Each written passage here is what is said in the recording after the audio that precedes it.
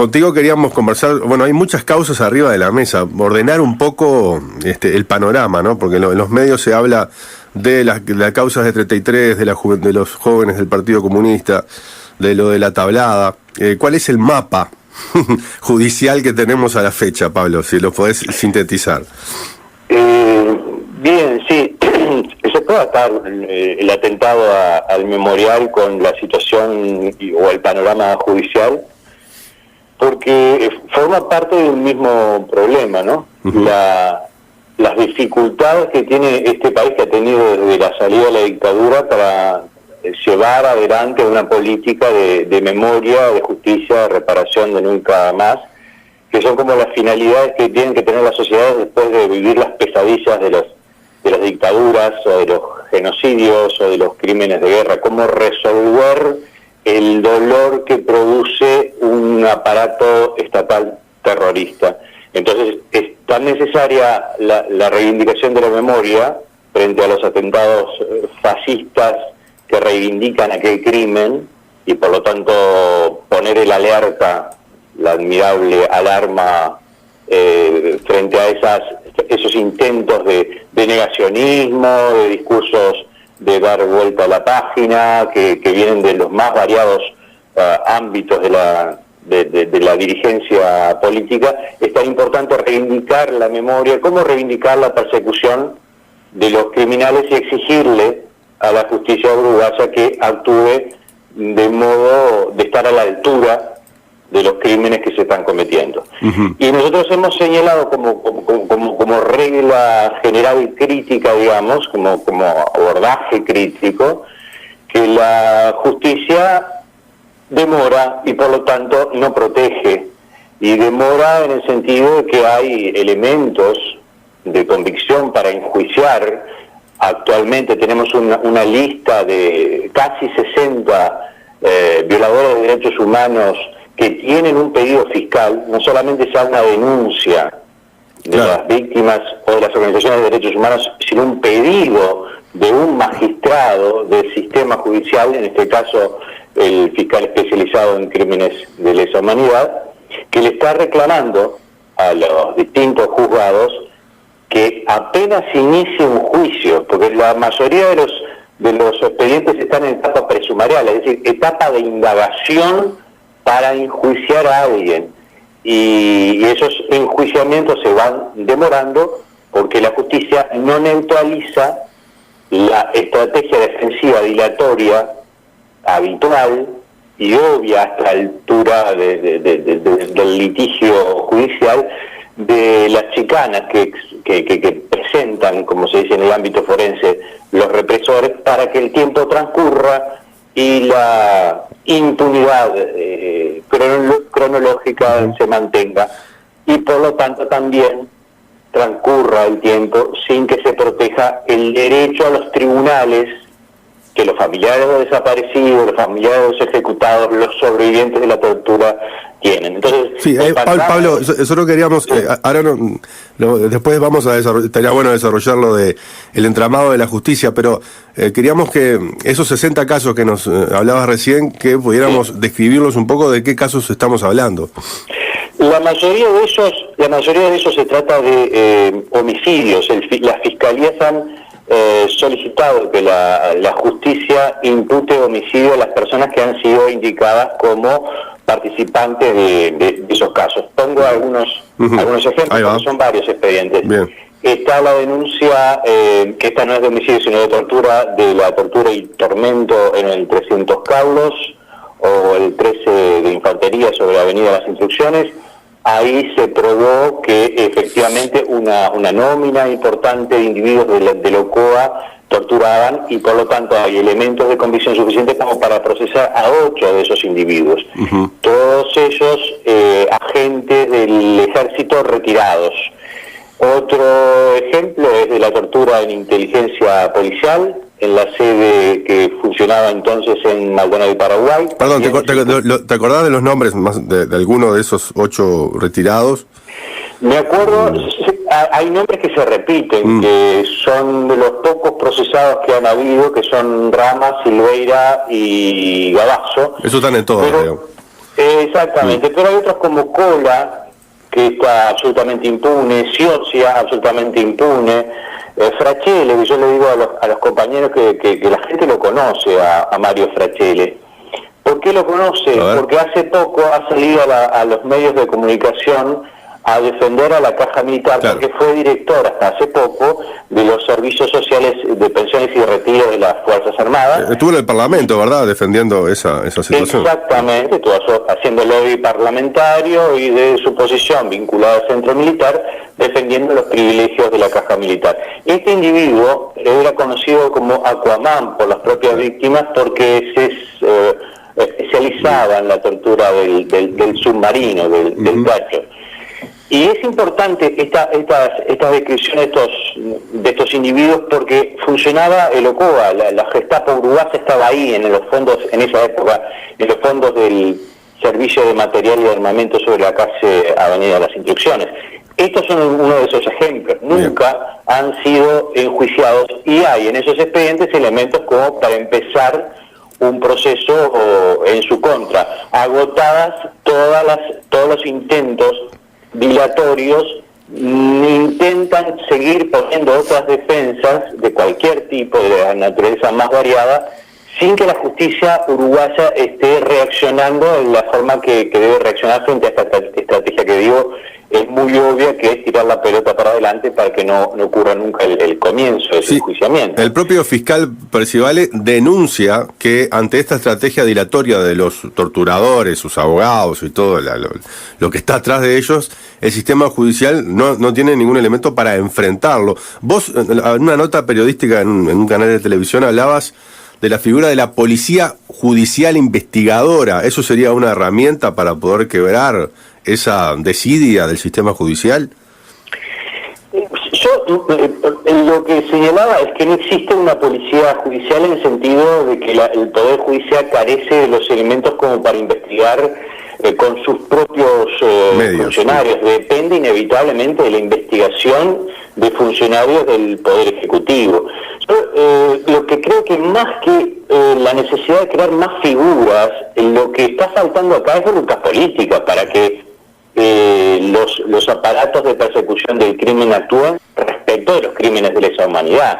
No es tanto, me parece, crear nueva institucionalidad. El Uruguay ya la tiene, este es un Estado que tiene y que ha creado muchas figuras a lo largo de toda su historia, pero el tema es que estas agencias estatales que tienen que investigar y que tienen que perseguir a los criminales lo tienen que hacer efectivamente.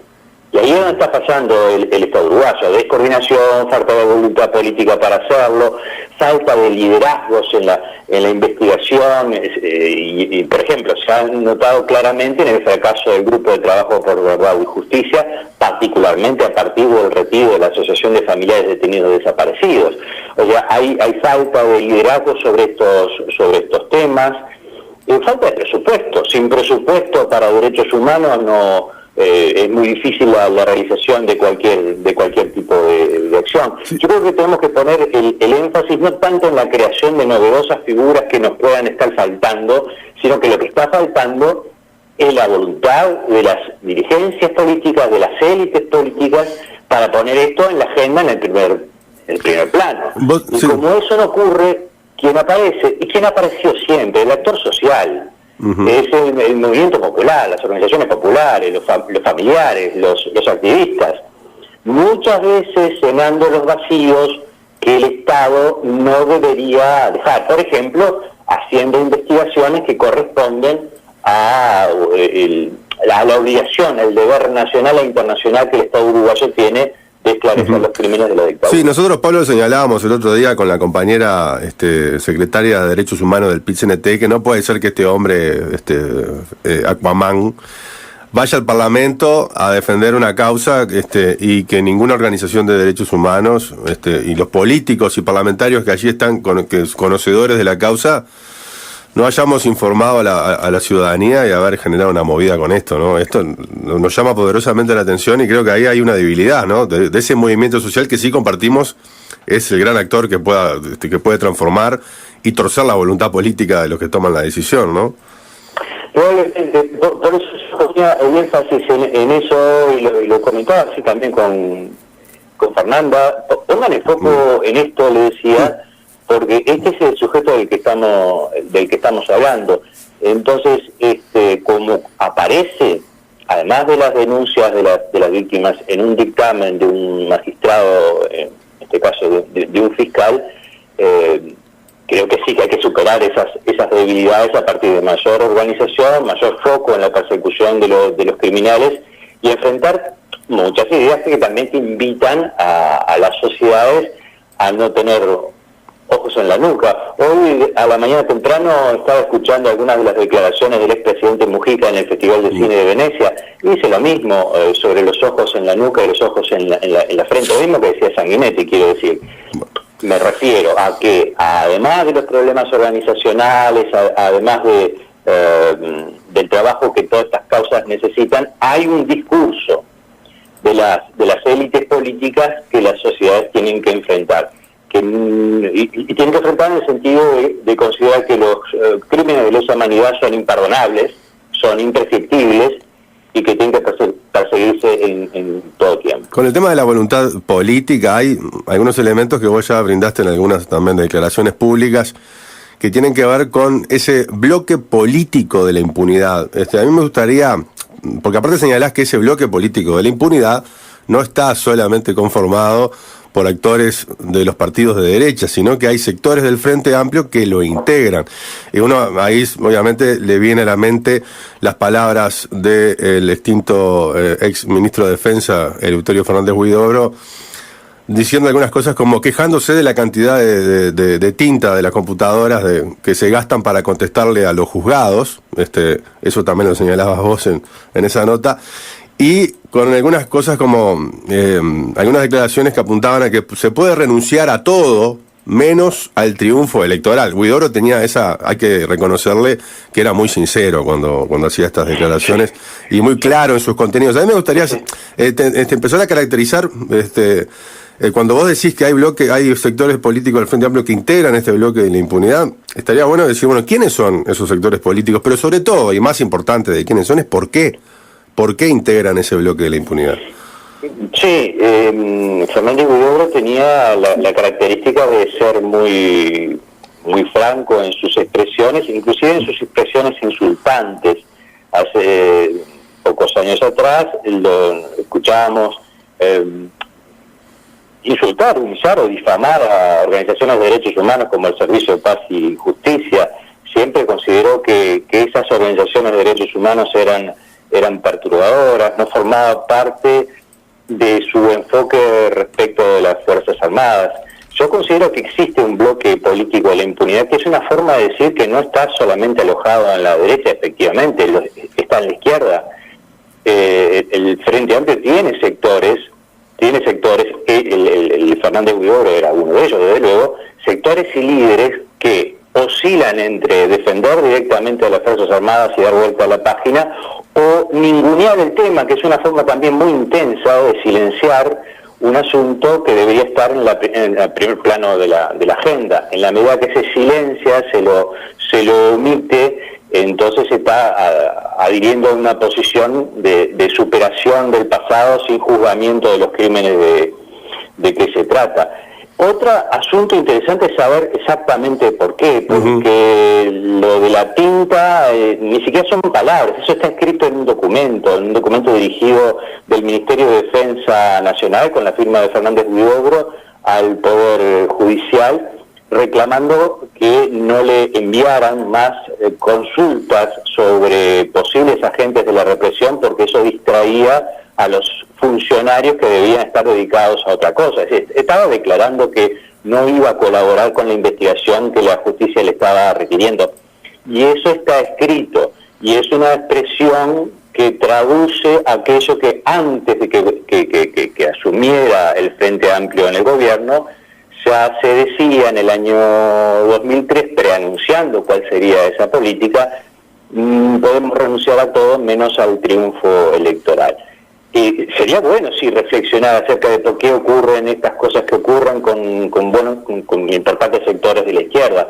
Da toda la impresión que estos sectores ocupan el lugar que ocupaba el Partido Colorado respecto al factor militar. El factor militar en este país ha sido siempre un factor vinculado al poder, y así como el Partido Colorado sostenía a las Fuerzas Armadas, y entonces se explica por qué un presidente del gobierno del Partido Colorado tiene un acuerdo en Boisolanza antes de la disolución de las cámaras, estoy hablando de José María Bordaberry.